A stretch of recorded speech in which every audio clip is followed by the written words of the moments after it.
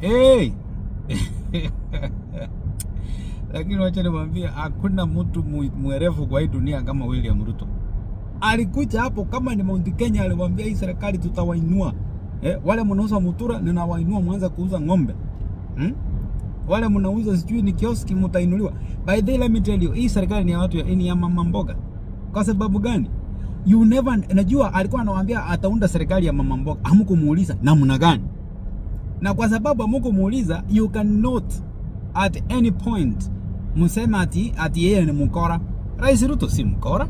Rais Ruto amefanya kulingana na vile aliwaambia ya kwamba nyinyi mama mboga, nyinyi watu wa kuuza kiosk, nyinyi watu wa pikipiki au wa bodaboda, nyinyi watu wa kuuza makaa, nyinyi watu wa chini, mtanisaidia kupanga serikali ya juu.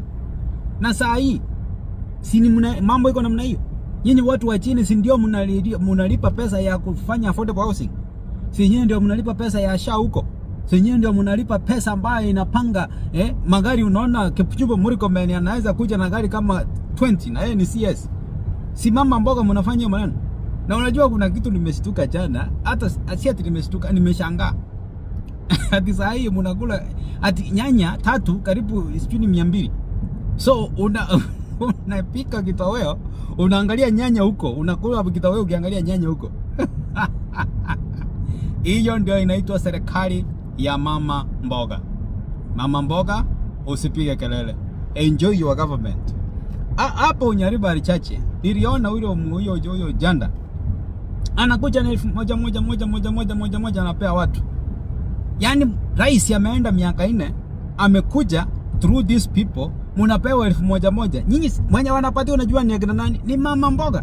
Sasa mama mboga si mmepata yenu. You have been paid for what you are doing, and in fact you have been paid for what you are about to do. 2027 ndio utasikia mama mboga hapa tena wakisema 2 term. Na 2 term ndio tutaimba ni sote. Kama mmechagua ni 2 term, mbona sisi tukuje kuwasumbua? Si tuwapatie kitu mnataka. Mtoto akililia wembe anapewa. Mtoto akililia kisu tunampatia. Mtoto akililia kitu yote tunampatia. Kwa hivyo kama wimbo ni 2 term, hata sisi tutaingia hapo ndani ya 2 term.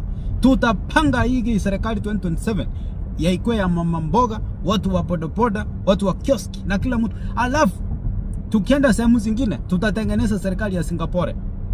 Kwa sababu Singapore is gonna be very expensive. Sasa be ready. Kwa sababu sasa nyanya mtakuwa mnanunua 200, nyanya itaenda 500. Cause ndio tupate pesa ya kutengeneza Singapore, si mchezo. Lazima we have to suffer. My friends, tupanga hii serikali 2027 2 term. Mambo